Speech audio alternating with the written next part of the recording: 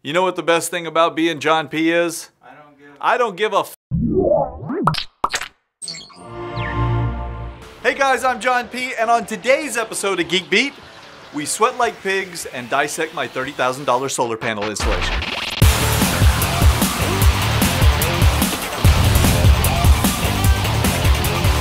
Today's episode of Geek Beat is brought to you by Squarespace. Some of you may recall me telling you many months ago that I took the plunge and decided to try and take my home off the grid using solar power. Well, it didn't work. Not entirely. So in this episode, we're going to examine just about every detail I can cram into a reasonably watchable episode. Keep in mind, there's no way I can tell you everything in one video, so I'm going to really load up today's blog post with even more detail. So you're going to want to visit geekbeat.tv/solar panels for all the rest. Okay, so when I was first thinking about going solar, the first two questions that came to mind were how much and what's the payback period? If I knew now what I didn't know then, I'd have had a whole different set of questions. Can I even get solar? If I can get solar, where am I going to put it? And if it's going on the roof, what's the condition of said roof? Because these systems are going to sit there for decades. I mean, I could literally be dead before the solar array. So first, let's tackle some of the details. Then we'll take a look at the actual installation. Question number one, can you even get it? Before I decided to get a solar array, I had no idea it was such a big deal. But there are a number of things that have to be expertly evaluated before we can even consider putting panels on a roof. First, they had to come out and do a site survey. An engineer came to actually climb up on the roof, take measurements, inspect to see if we have visibility to the south, and use this funky solar pathfinder device to determine the times of day that particular areas would be shaded. In order to qualify for funding assistance, your roof must be southerly facing, and there's only about a 20-degree window that you can work it with. So if they can't point the panels in that direction, you might as well not do it because your solar generation drops dramatically. Same goes for shade. If you've got a building beside you or trees that tower over the house, you're done. Even if your roof points the right direction and nothing's blocking the sun, you still need to have an engineering survey done to determine if your roof can actually bear the additional weight. Our massive solar array weighs tons, literally. Luckily, it only adds about 5 or 6 pounds per square foot of roof space on the loading, so it should be able to take it in most cases.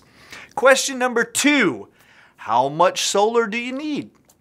You're pretty much on your own for this decision. In our case, there was an upper limit because we were going for a partial rebate and it maxed out at 10 kilowatts. So to some extent, figuring out what you need is narrowed down by how much room you have and the cost. But you also need to take a look at your previous year's electric bills, find out what your electric rates are, research what the projected generation will be for the size of the system you're thinking about. It's a royal pain in the ass. So I built a monster spreadsheet to calculate mine. I've shared it publicly in case you need a template or just want to take a look so you can see it if you go to the blog post at geekbeat.tv/solar panels. I've also got a link to the site that will estimate solar production for you in your area right there. To give you a rough ballpark though, our house is over 4,000 square feet. We've got a lot of stuff in there like a pool, 2 fridges, 2 air conditioners, 7 TVs, a bunch of electronics, and a 10 kilowatt system isn't projected to completely offset our power usage. It would take closer to 14 kilowatts in theory. So for an average home of like 2,000 square feet, you could probably get off the grid with 6 to 7 kilowatts. Question number 3, what aren't they telling you? Oh boy, there's a lot they aren't telling you. For example, one really good thing is that these systems are mostly guaranteed for 25 years. What isn't really talked about is the fact that the solar panels are warranted for that long, but the inverters are not. So when you're doing your ROI calculations, you need to include the fact that you're going to have to spend thousands of dollars somewhere in the middle of the life cycle for changing out those parts. Another thing no one bothered to mention to me was that the roof on your house generally doesn't last as long as these systems. So let's say that you have a 10 or 15-year-old roof. There is no way it's going to last as long as the panels. What do you do then? If you have to do any work on the roof, you have to deal with the solar array first.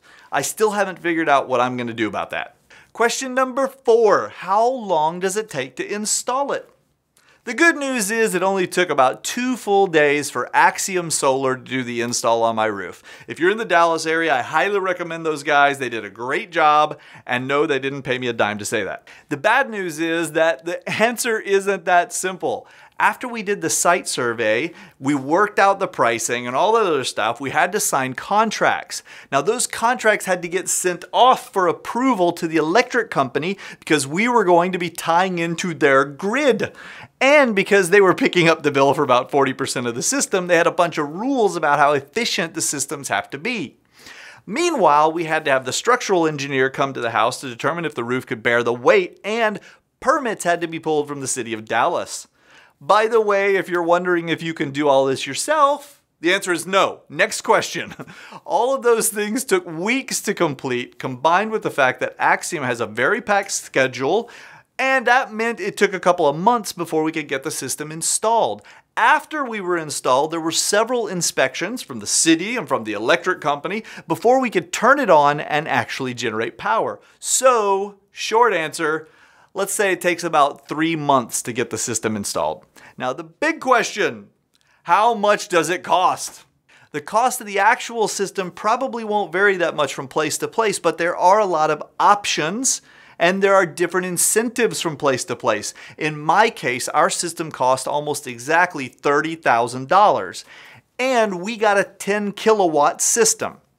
If you were to piece it all out, probably around 60% of the cost is just the hardware. And believe me, the labor was worth it. You should have seen all the equipment and people it took to get the job done. They had a machine that lifted the panels and tons of bricks up onto the roof. They all had to be carried over there and installed, plus the framework for holding the panels had to be built on the roof, and all the electrical work had to be done. The reality is it was worth every penny. It was just a lot of pennies.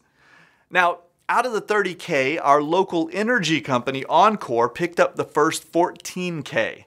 I had to pay $16K out of pocket, and at the end of the year, we get a 30% federal tax write-off, bringing the net cost for me down to about $11,500.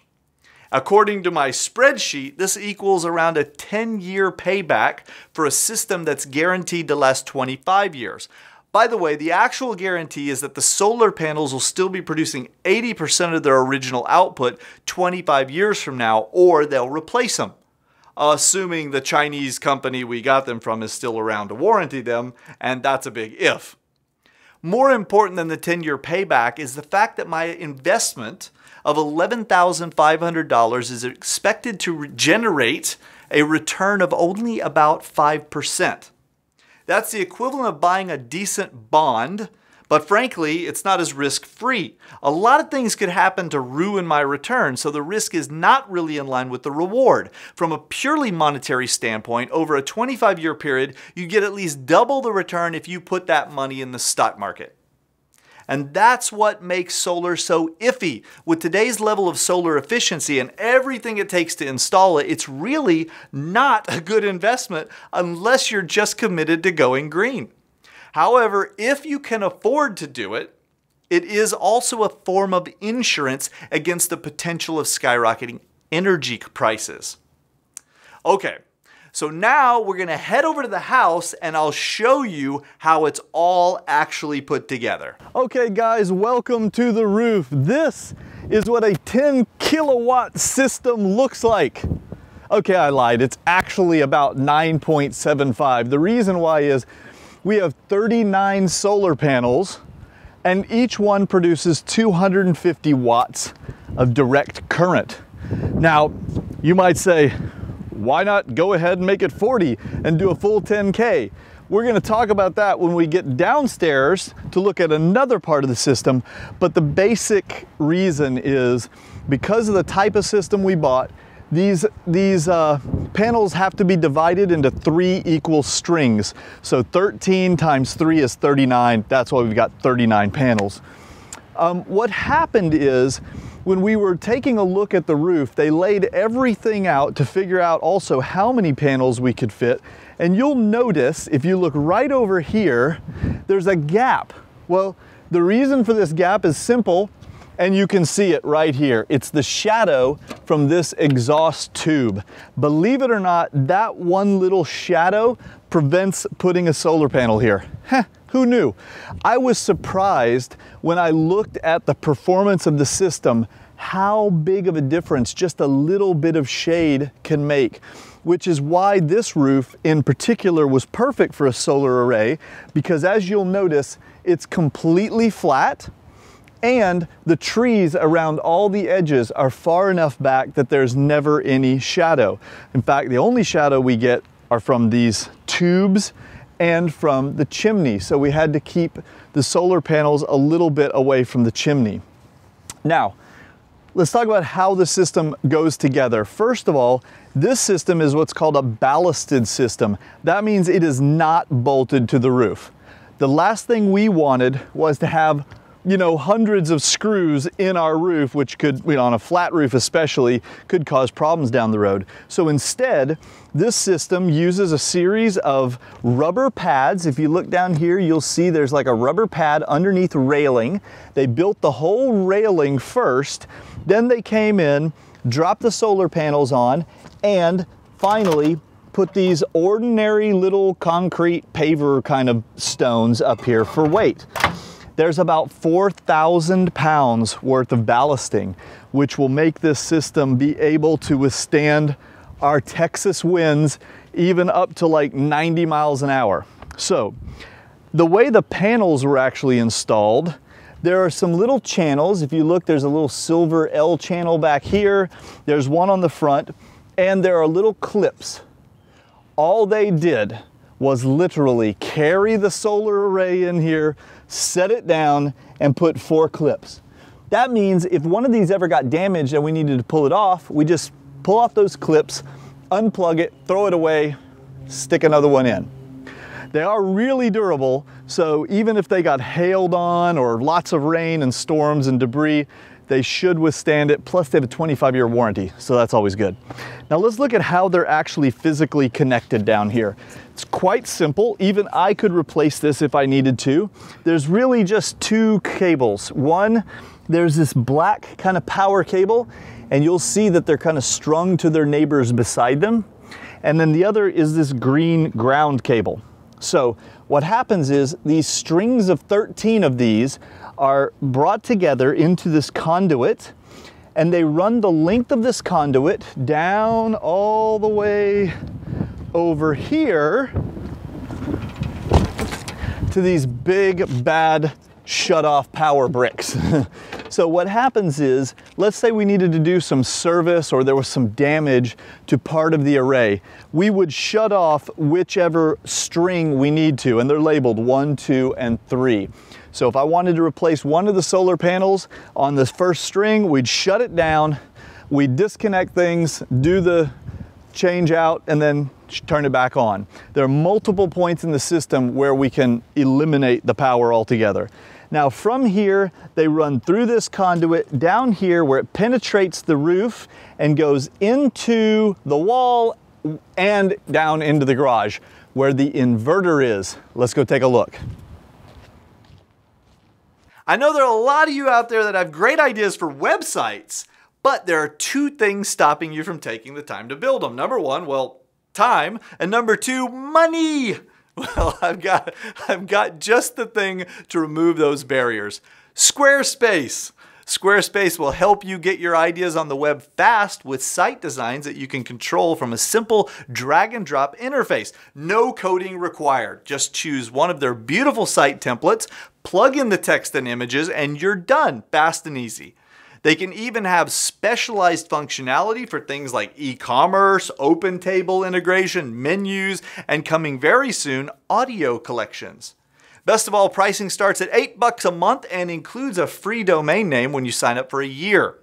Squarespace sites also incorporate responsive design, so they'll all be mobile friendly. That means it looks as good on an iPad or smartphone as it does in a web browser. And that's important considering how much surfing people do on their phones nowadays.